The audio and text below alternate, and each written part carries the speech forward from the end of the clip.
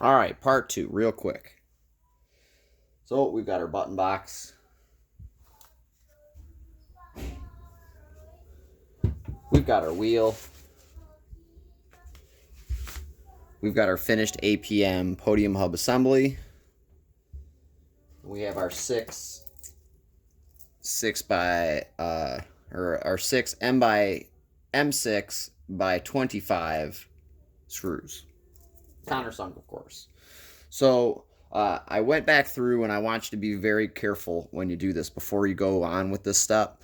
Make sure that you pre-thread these screws to make sure that they're not burred or anything crazy like that, because if you get a bunch of metal flipping around into your magnets or switches, it could cause havoc, yada, yada, yada. We don't want that.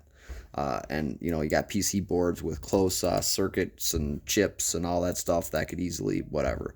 What I also did was I made sure that my wiring was a little more neater, and I found a place for all the wire. Wire has memory, it will bend, and it will hold its shape for a little while, so just go ahead and use your better judgment as the way you want those wires to sit. Because when it comes down to it, you want this button box to match this, and you want to hear it clunk a little bit, and you don't want to feel wires underneath there, because if you do, chances are you're going to bind them up. So let's look at our button box, and we'll just go over some of the button features on here for PlayStation 4, just because that's the only one we're really concerned with. So we've got 2 switches, funky switch, that's what FS is, and then a joystick, I don't know, I guess, or axis joystick is what the AJ stands for. So you've got left, right, center, and down, and cross when you press the funky switch. And then it also will switch left and right, 1 count switches, counterclockwise and clockwise for a rotational switch. The funky switch has, left and right axis, blah, blah, blah, like a regular joystick. And then you can also use that for mouse emulation. And then it also does the cross button. Then you have the TS1 and TS2, which stands for toggle switch. The toggle switches are these ones right here. Got that? Toggle switches. Funky switch is going to be this one right here. And then the joystick, axis joystick, is going to be this guy right there. And we go back on just to make sure that we got all our PlayStation specific buttons here. Obviously L1 and L2, or L1 and R1 are going to be your shifters. And then you've got L2, L3, R2, and R3. Those are going to be along the left-hand side. And then you also have 1, 2, 3, 4, 5. So those are all going to be on the left-hand side.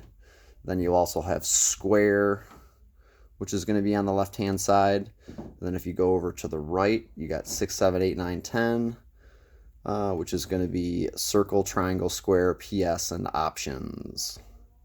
So PS is going to be number 9, so that's this guy right here, and that ends up being the green button. It's very important. We need to know that. Now let's go ahead and start putting it together. So, like I said, I've checked all my wiring, I've checked all my clearances and stuff, so I'm pretty much ready to go. So I can just go ahead and start getting this lined up and put in here right. So like I said, when you lay this on here, you want to make sure it lines up, and you want to hear a clunk. You don't want to feel any wires underneath there, and if you do, you want to take a look and make sure that you just make sure it's not bound up, because if it's bound up, you're pinching a wire. Pinching a wire is bad news. So opening up our bag here, this has our Porsche rim in it. There it is, blah, blah, blah. Real easy, this part, right? Real easy, but the most important part, because this is where all your torque's going to be. This brings me back to the good old days when I had a Thrustmaster, and I had a similar rim to this called the 599 Evo XX, or whatever they like to call it. And what would happen is the loads across the face of the rim to the hub would cause it to loosen up, and then it would cause the buttons to activate without actually being pressed. So got to be careful with that stuff, especially when you're using this for long periods of time. You want to make sure you check it and check your screws and make sure they're always tight. Kind of a shady way for Fanatec to get out of liability for putting these things together and having issues, because there's a lot of moving parts, and You know, there's a lot of room for error here, and a lot of ways for a company to just go ahead and not take responsibility for it because they've gone ahead and put it on you and as the user to and the owner to take liability for the construction. So anyway, what I should have said in the beginning here, we need a 3mm for this one to affix the rim and the button box to each other. So let's go ahead and do that now. So like I said, do a little bit at a time. Make sure that they're threaded in there. Never force them. Go from there to here. And we want to do this counter pattern. So start one, start another one, and make sure we're doing them evenly. So from this one, we want to go to here, just like you would do a wheel on your car. And then from this one, we want to go to here. You know, wiggle it, make sure you're not cross-seating it or anything like that, because it's easy to pinch up metal and stuff once you start tightening it down. You don't want to overdo it. Just slow and steady wins the race here. Not to mention scratching your brand new $600 wheel. Well, the $150, $160 part of it would suck, wouldn't it? And then have to look at it while you're waiting for a new one or whatever. So there we go. Then back down to this one. And now let's make sure that we seat it up really nice. We don't want it to be loose. We don't want it to be wiggling or anything like that. There's a nice metal piece inside this button box actually, so you don't have to worry about stretching it out too much. It's not just plastic. So we started here. Let's go here. We'll go here. We'll go here. We'll go here. We'll go here. We'll go here. And then we're almost done.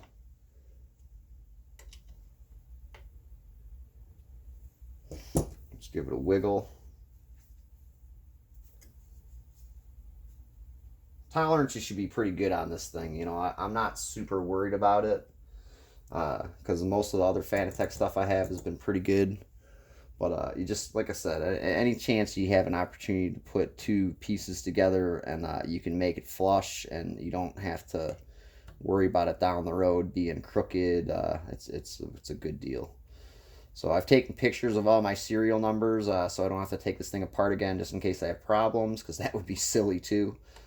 Maybe that's something that, you know, if you're watching this and you're thinking about getting one of these things, maybe it's something you should do. I don't know. But I did, because I thought it would be smart. So, start getting them tightened down here. So we're going to do these top ones here first, and then we're going to go back to this one. And we're going to go back to this one. Then we're going to go up here, where she's really loose. Get up here. She's probably really loose there too. Go back down here. Tight. Back up here. Tight. You're going to find out if it's loose once you start cranking on your favorite sim. Dirt Rally, Gran Turismo, it doesn't matter. They all put down force. And yeah. So you got to be ready for it.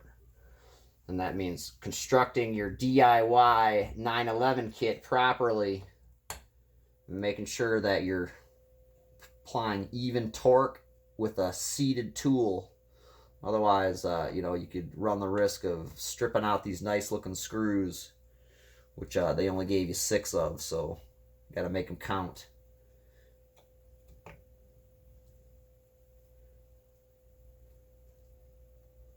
Oh! Oh! Go to this one. Oh! Yeah! Oh, should have put my gloves on. My old tool that I've used as a hammer enough times. It makes me feel comfortable, but it hurts my hands occasionally.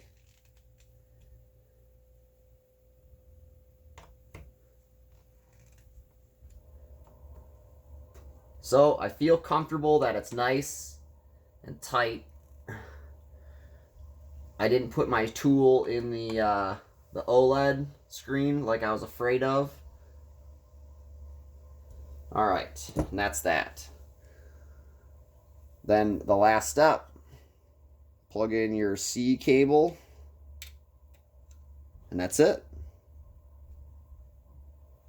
Voila, you've got a completed rim. Clicky, clicky, clicky, clicky. Well, those ones are stupid. I don't like those ones. These ones are cool.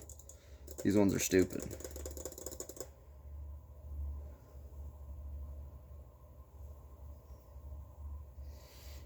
I don't know, but there you go.